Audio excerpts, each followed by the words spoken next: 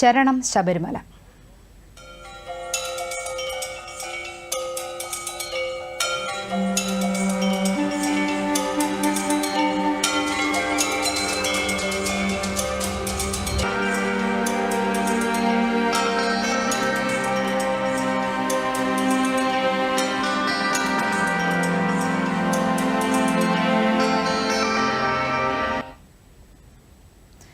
ശബരിമല മണ്ഡല മകരവിളക്ക് തീർത്ഥാടനം പുരോഗമിക്കുന്നു.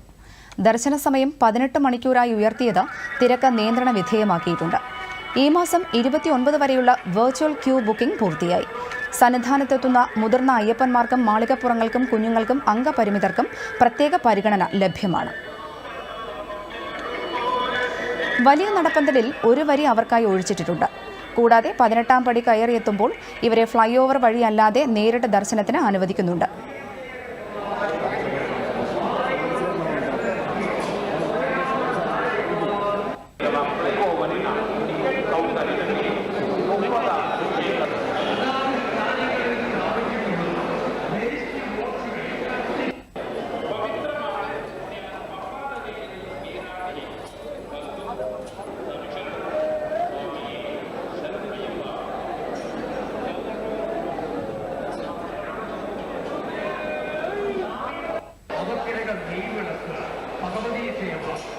വഴിപാടുകൾ സമർപ്പിക്കുവാൻ ആഗ്രഹിക്കുന്ന ഭക്തജനങ്ങൾ അതിലേക്കുള്ള രസീതുകൾ വാങ്ങി വഴിപാടുകൾ സമർപ്പിക്കുന്നു.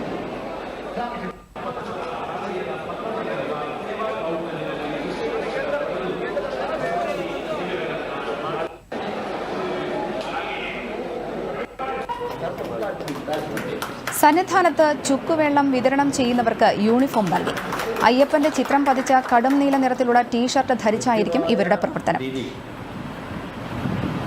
യൂണിഫോം വിതരണം Devaswom board president PS Prashanth ഉദ്ഘാടനം ചെയ്തു.